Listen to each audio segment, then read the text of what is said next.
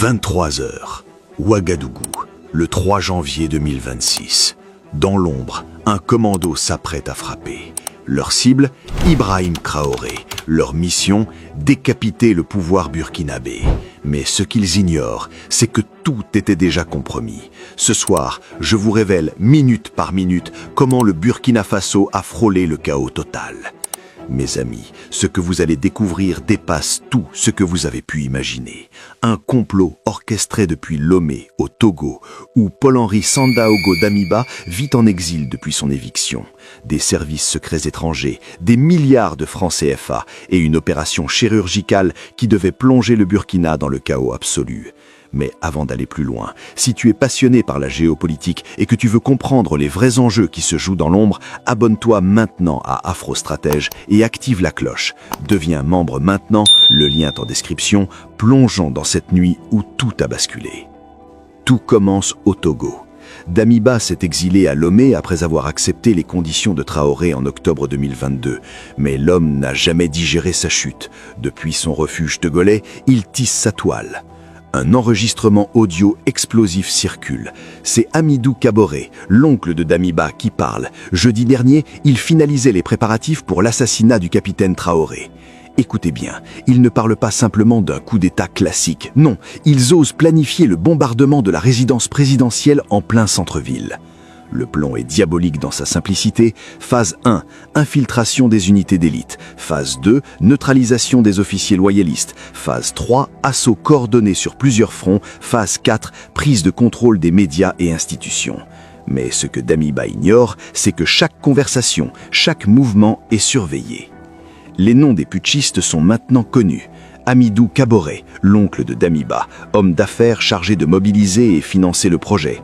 D. Henri Millogo, sergent-chef, ancien membre de la sécurité rapprochée de Damiba qui se cache au Togo. Damiba lui-même est profondément impliqué. Il a exfiltré toute sa famille du Burkina Faso jeudi 11 janvier avec des passeports togolais, la preuve irréfutable de sa culpabilité. Un individu a même été arrêté vendredi à Ouagadougou alors qu'il remettait 5 milliards de FCFA en liquide à des soldats. Vous vous rendez compte? 5 milliards pour acheter des consciences. Maintenant, parlons de l'éléphant dans la pièce, le rôle présumé de la France.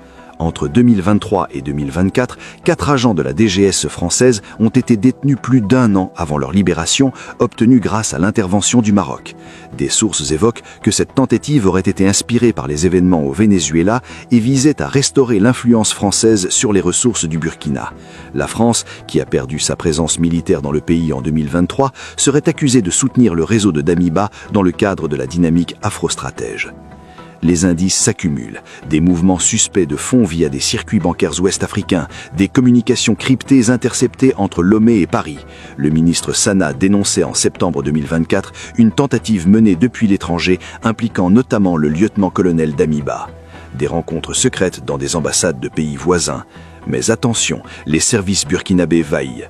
Les soldats contactés par les conspirateurs ont immédiatement informé leurs supérieurs qui leur ont ordonné de jouer le jeu pour capturer les instigateurs. C'est là que le génie des services de renseignement burkinabé entre en jeu. Pendant des semaines, ils ont laissé le complot se développer, chaque réunion filmée, chaque appel enregistré, chaque transfert d'argent tracé. Les putschistes pensaient avoir infiltré l'armée, mais c'est eux qui étaient infiltrés. Les services de renseignement étaient en alerte depuis le 13 janvier 2023 et ont travaillé activement pour contrecarrer ce réseau. 1 an de surveillance, 1 an de patience pour frapper au moment parfait. 3 janvier 2026, 23 heures pile, Ouagadougou retient son souffle sans le savoir. Le plan des conspirateurs, assassiner des figures militaires et civiles clés, détruire les drones essentiels aux opérations antiterroristes et prendre le contrôle des institutions vitales. Dans plusieurs points stratégiques de la capitale, point Alpha, un commando s'approche du quartier général. Point Bravo, des véhicules suspects convergent vers la présidence. Point Charlie, les médias d'État sont dans le viseur. Point Delta, les casernes loyalistes sont ciblées. L'arrestation du cerveau de l'opération intervient à 23h GMT alors que le groupe s'apprêtait à lancer l'assaut. Les unités spéciales burkinabées, les redoutables guépards, surgissent de l'ombre. Le vendredi 8 novembre, au moment où le planificateur remettait l'argent aux soldats, il est arrêté par des éléments de l'unité Guépard, reconnaissable au masque à l'effigie du félin. En moins de 30 minutes, c'est terminé. Au moins 9 suspects, décrits comme des espions, traîtres et ennemis du Burkina Faso, sont arrêtés. Les commandos loyalistes neutralisent simultanément toutes les cellules rebelles. Les puchetistes n'ont même pas eu le temps de comprendre ce qui leur arrivait. Les communications sont coupées, les leaders arrêtés, les armes saisies. Le complot s'effondre comme un château de cartes. Cette opération démontre les capacités de contre-renseignement améliorées du régime, affinées par les menaces répétées. Traoré a transformé ses services secrets en machines de guerre redoutables. Dans la nuit du 3 janvier, les associations de veille citoyenne se mobilisent à Ouagadougou et Bobo-Dioulasso. L'information devient virale sur les réseaux sociaux. Les Wayanes appellent les habitants à se rassembler. Au rond-point des Nations Unies, rebaptisé rond-point capitaine Ibrahim Traoré, ils lancent un avertissement « Il n'y aura pas de pitié pour les ennemis de la nation ». Des milliers de Burkinabés s'envahissent les rues, hommes, femmes, enfants, tous unis derrière leur capitaine. Les images sont spectaculaires. Cet élan populaire fait écho à l'esprit de Thomas Sankara. Le soutien public à Traoré, ancré dans ses promesses de souveraineté et de sécurité, reste massif malgré les critiques. Les interrogatoires révèlent l'ampleur du complot. Plus de 50 officiers impliqués à différents niveaux, des cellules dormantes dans 8 régions du pays, un financement estimé à 15 milliards de francs CFA, des connexions avec des groupes terroristes pour créer le chaos, un plan de communication pour manipuler l'opinion internationale. Selon le plan, l'assaut sur la présidence devait avoir lieu le 16 avril 2025 par un groupe de soldats recrutés par les ennemis de la nation. Mais les services ont frappé avant. Damiba est radié de l'armée pour atteinte grave à la dignité militaire, caractérisée par des actions de renseignement contre une puissance étrangère et des terroristes. La sentence est sans appel. Ce coup d'État raté n'est que la partie visible de l'iceberg. Les autorités prétendent déjouer plusieurs tentatives de coups depuis l'arrivée de Traoré au pouvoir. Regardez le timing.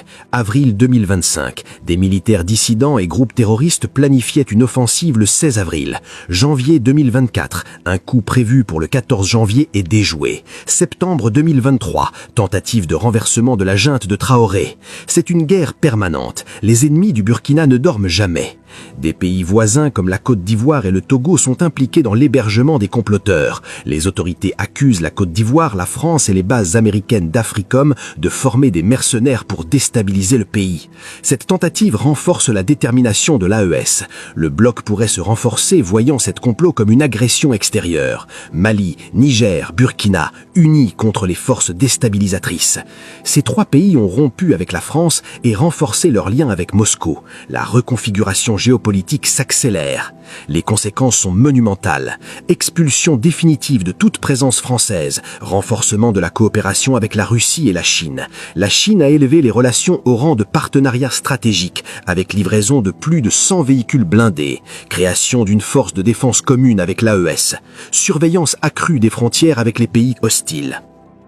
Face à cette énième tentative, Ibrahim Traoré reste inflexible. Le président de transition est devenu un symbole de résistance contre l'influence étrangère. Son message est clair.